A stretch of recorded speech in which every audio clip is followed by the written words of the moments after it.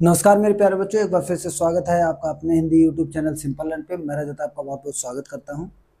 जैसा कि हम लोग पढ़ रहे हैं क्लास 10 का चैप्टर नंबर 2 हमारा भारत में राष्ट्रवाद। तो भारत में राष्ट्रवाद से रिलेटेड ये हमारा जो है अगला लेक्चर है, जिसमें हम आज वाले चैप्टर में बात करेंगे खिलाफत आंदोलन और असहयोग आंदोलन की। तो वीडियो के एंड तक जरूर बने रहिएगा, क्योंकि इसमें बहुत इंपॉर्टेंट बातों पर मैंने जिक्र किया है। तो अगर आप वीडियो पे पहली बार विजिट किए हैं तो वीडियो को लाइक जरूर कर दीजिएगा, एंड तक वीडियो को जरूर देखिएगा।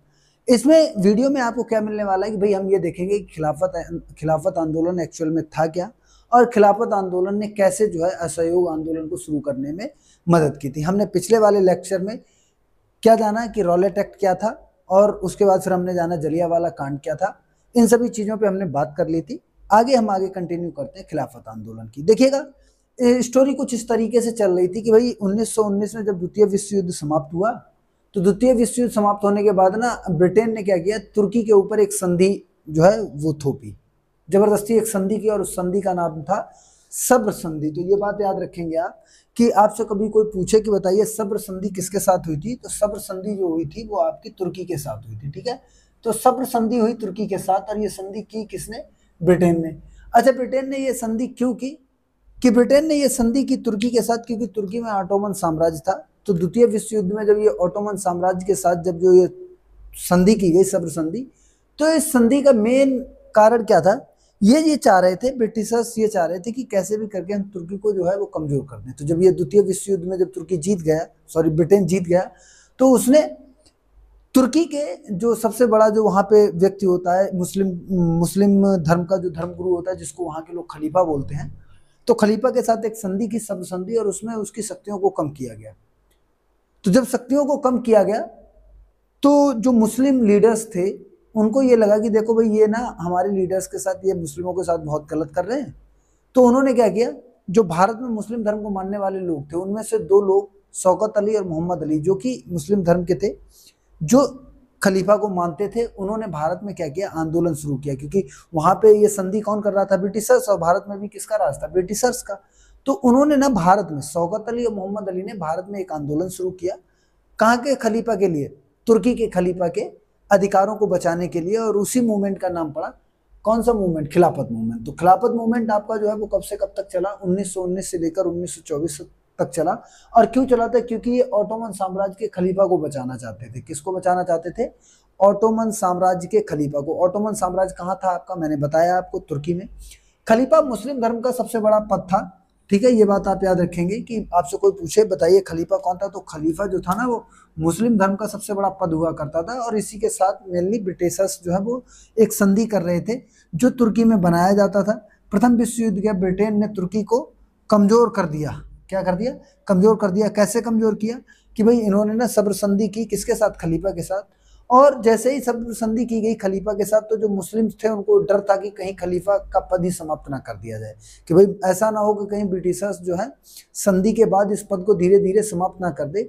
इसके लिए भारत में अली बंधुओं ने मूवमेंट चलाया, कौन सा? खिलाफत आंदोलन। तो ये बात याद रखेंगे कि अगर आपसे पूछा जाता है कि बताइए खिलाफत मूवमेंट किसने चलाया था, तो आप क्या बताएंगे? अली बंधुओं ने। और अली बंधुओं ने जो आंदोलन चलाया था उसको क्या कहा जाता है? खिलाफत आंदोलन। तो भारत में जब खिलाफत आंदोलन शुरू किया, किसने किसने मिलकर? मोहम्मद अली और शौकत अली ने। जब ये आंदोलन भारत में चला, तो इसी आंदोलन का किसने सपोर्ट किया था? गांधी जी ने। बाद में इस आंदोलन का गांधी जी के द्वारा क्या किया गया? समर्थन किया गया। और जैसे ही गांधी जी ने ना इस आंदोलन का समर्थन किया, तो मुस्लिमों के आंदोलन का समर्थन किसने किया? हिंदुओं ने। तो जैसे ही मुस्लिमों के आंदोलन का समर्थन हिंदुओं ने किया, वैसे ही भारत में ना एक मिसाल कायम हो गई हिंदू मुस्लिम एकता की। जैसे ही हिंदू मुस्लिम एकता की मिसाल कायम हुई, तो इस मिसाल के बाद अब क्या होता है कि प्रथम विश्व युद्ध के बाद जब ब्रिटेन जो है तुर्की के साथ संधि कर लेता है, और संधि के बाद जब खिलाफत मूवमेंट चलता है, उसी ड्यूरेशन में और कुछ काम होते हैं। क्या काम होते हैं? पंजाब में एक तो जलियांवाला कांड हो जाता है, हमने पीछे वाले लेक्चर में डिस्कस किया।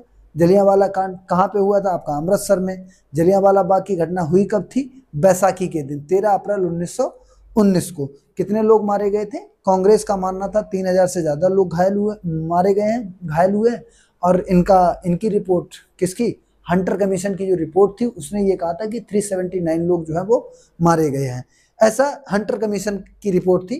हमने पिछले वाले लेक्चर में डिटेल में बात की है, आप लोग एक बार जो है उस वीडियो को जरूर देखिएगा, वहां पे हमने जो है इन सभी चीजों पे बात की थी। उसके बाद पंजाब में जलियांवाला कांड हो गया था और हंटर कमेटी ने अपनी क्या रिपोर्ट दे दी थी, और पंजाब में मार्शल लॉ भी लागू हो चुका था।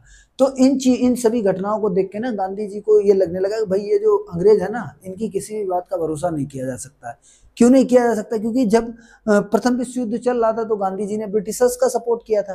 भाई ब्रिटिशर्स ने ये कहा था ना, मॉन्टेग्यू चेम्सफोर्ड अधिनियम आया था, तो उससे पहले जब 1909 वाला जो एक्ट आया था आपका, मॉर्ले मिंटो सुधार अधिनियम, तो उसमें गांधी जी से ये कहा गया कि भाई आप ऐसा करिए कि जब 1914 में युद्ध हुआ तो गांधी जी से कहा गया कि आप ऐसा करिए, आप भारतीयों को हमारे लिए युद्ध लड़ने के लिए भेजिए, और जैसे ही युद्ध समाप्त होता है वैसे ही हम आपको संविधान दे देंगे।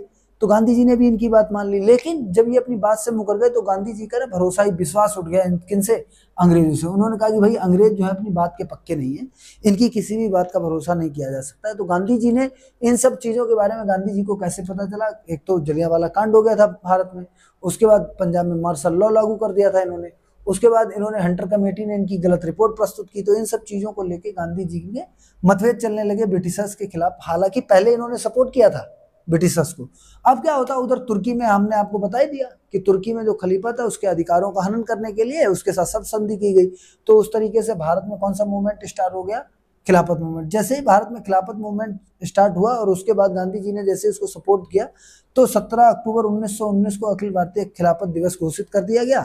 अब अखिल भारतीय खिलाफत दिवस घोषित करने के बाद क्या हुआ? 1920 में, देखो इधर 1919 में खिलाफत मूवमेंट चला, खिलाफत मूवमेंट में जैसे गांधी जी ने सपोर्ट किया ना, वैसे ही 1920 में क्या हुआ? आपका एक और आंदोलन चलाया गया। कौन सा आंदोलन था? असहयोग आंदोलन। अच्छा, असहयोग आंदोलन जब चलाया गया तो असहयोग आंदोलन ही क्यों चलाया गया, इस पे बड़ा डिस्कशन होता है। लोग बार बार कहते हैं कि भाई चलिए हमने मान लिया असहयोग आंदोलन चलाया, लेकिन ऐसा क्या था असहयोग आंदोलन में? असहयोग का मतलब होता है किसी का सहयोग ना करना। तो गांधी जी ने ना अपनी एक पुस्तक लिखी है, गांधी जी ने एक पुस्तक लिखी है, और उस पुस्तक का क्या नाम है? हिंद स्वराज। तो ये बात आप याद रखेंगे, गांधी जी की पुस्तक का क्या नाम है?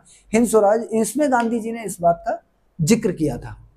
इसमें गांधी जी ने बताया था कि भाई जो आपकी जो ये अंग्रेजी हुकूमत जो भारत में शासन सत्ता चला रही है ना, ये अपने दम पर नहीं चला रही है। गांधी जी का मानना था कि भाई भारत में अगर अंग्रेज शासन चला रहे हैं तो वो भारतीयों के सपोर्ट से, और कुछ भी करके अगर हम इन भारतीयों का सपोर्ट ना अंग्रेजों से हटा दें तो ये जो है शासन जो है इनका नहीं चल पाएगा।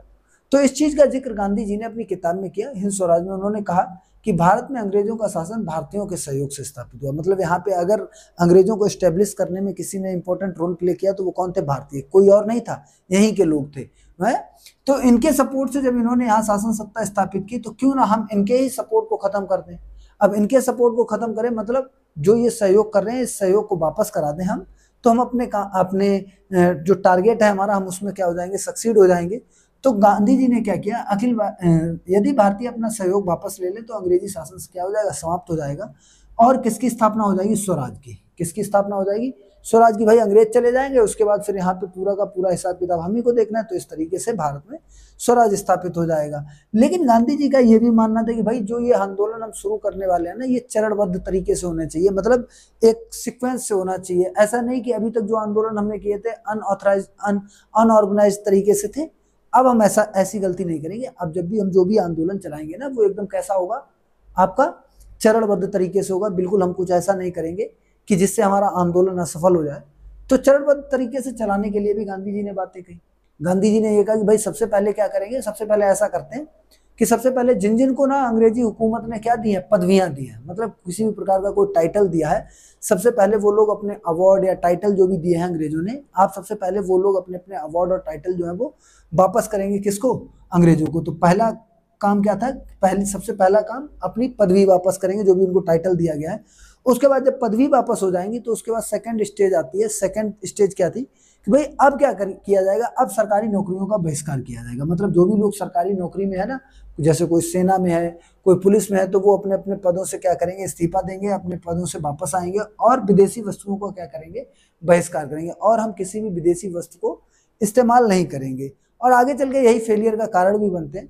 तो विदेशी वस्तुओं का क्या किया जाएगा? बहिष्कार किया जाएगा। ये बात कही किसने? गांधी जी ने।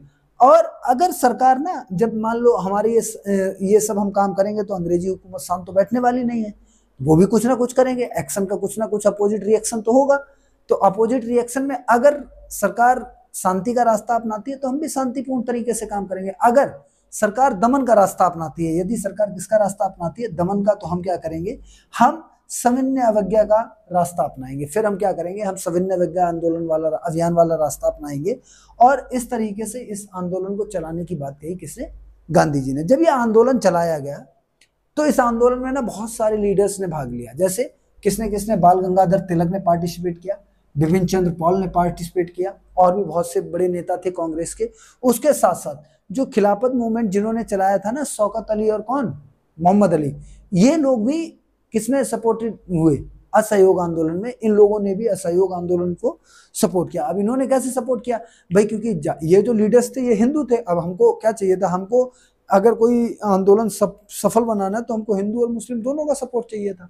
तो जो शौकत अली और मोहम्मद अली थे ना, जैसे लीडर्स तो सारे के सारे भ्रमण पे थे, पूरे देश की यात्रा कर रहे थे, तो उन्हीं के साथ दो लोग कौन थे, शौकत अली और मोहम्मद अली, जो कि मुस्लिमों के क्षेत्र में जाकर क्या जुटाने की कोशिश कर रहे थे, समर्थन। तो इस तरीके से इस आंदोलन को क्या किया गया, इस आंदोलन को सफल बनाने के लिए लोगों ने अलग अलग जगहों पर यात्रा की, जिनमें से शौकत अली और मोहम्मद अली ने भी इस आंदोलन का समर्थन दिया। तो इस तरीके से हमने आज वाले वीडियो में खिलाफत आंदोलन के बारे में जाना, हमने असहयोग आंदोलन के बारे में जाना कि असहयोग ही क्यों आया, असहयोग में एक्चुअल में था क्या, ये सब चीजें हमने जानी। उम्मीद है वीडियो आपको अच्छा लगा होगा। इससे आगे का जो वीडियो है वो हम अगले लेक्चर में आपको प्रोवाइड कराएंगे, इससे आगे की इन्फॉर्मेशन कि भाई इसके स्टेज क्या थे, गांव में किस तरीके से, शहरों में किस तरीके से फेलियर का कारण, ये सब हम आपको अगले वीडियो में बताएंगे। अगर वीडियो अच्छा लगा और यहाँ तक अगर आपने वीडियो को देखा तो आप इस प्यारे से चैनल को जरूर सब्सक्राइब करिएगा और अपने दोस्तों के साथ शेयर करिएगा। मिलते हैं आपसे अगले वीडियो में, विदा चाहते हैं आपसे। जय हिंद, जय भारत।